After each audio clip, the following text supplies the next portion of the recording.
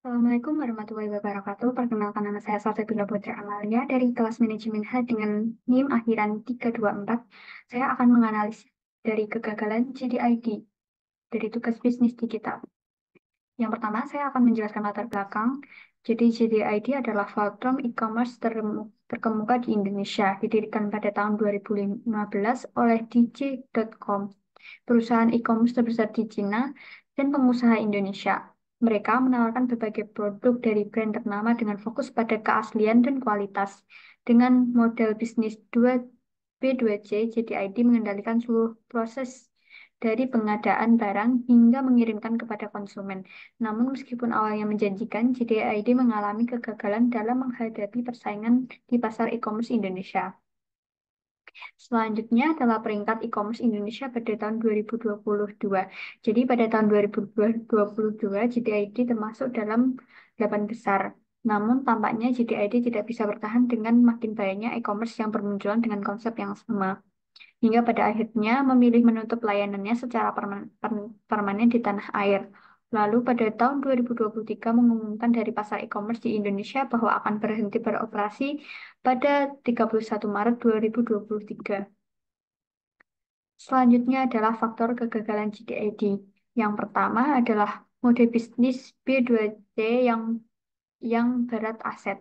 GDID menggunakan model B2C business to cost consumer, di mana mereka mengolah seluruh rantai pasokan, termasuk pengadaan barang, gudang, dan distribusi. Model ini membutuhkan investasi yang besar dan biaya overhead yang tinggi, hingga sulit untuk bersaing dengan model marketplace C2C, consumer to customer, yang lebih ringan. Yang kedua adalah kurangnya fokus pada pasar lokal. JDID kurang fokus pada adaptasi terhadap kebutuhan dan fermentasi pasar lokal Indonesia. Hal ini terlihat dari minimnya variasi produk, kurangnya promosi yang relevan, dan kurangnya kerjasama dengan mitra lokal.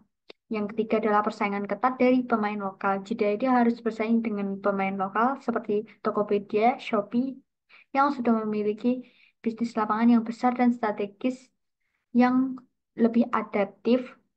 Pemain lokal ini juga memiliki keuntungan dalam hal logistik dan pembayarannya yang lebih integrasi. Yang keempat adalah strategi pemasaran yang kurang efektif. GDID lebih fokus pada strategi diskon dan promo besar-besaran yang tidak cukup untuk membangun loyalitas pelanggan dalam jangka panjang.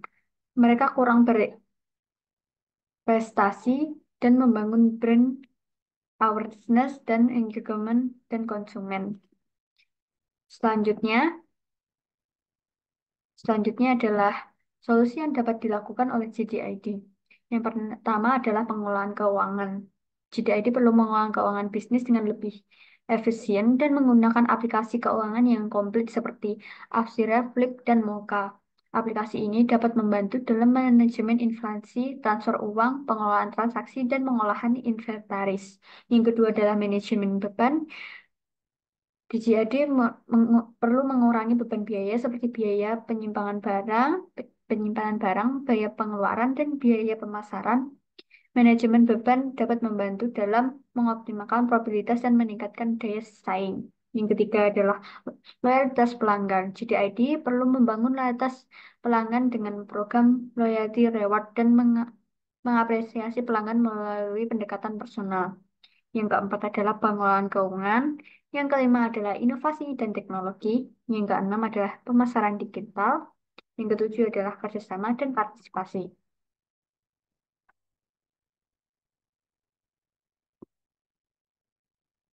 Jadi kesimpulannya, GDID adalah platform e-commerce terutama di Indonesia mengalami masa sulit, namun peluang untuk bangkit kembali masih ada. GDID perlu melakukan pivot model bisnis, fokus pada pasar lokal, dan mengembangkan strategi pemasaran yang efektif, diverifikasi produk dan layanan, menjalin kerjasama dengan mitra lokal, dan memanfaatkan teknologi terbaru juga diperlukan. Terakhir, GDID harus fokus meningkatkan kualitas produk layanan, berinvestasi dalam teknologi baru, dan memberikan layanan pelanggan yang responsif. Dengan langkah-langkah tersebut, JDID dapat kembali menjadi platform e-commerce yang adaptif, kompetitif, dan relevan di Indonesia. Terima kasih. Sekian dari presentasi saya. Wassalamualaikum warahmatullahi wabarakatuh.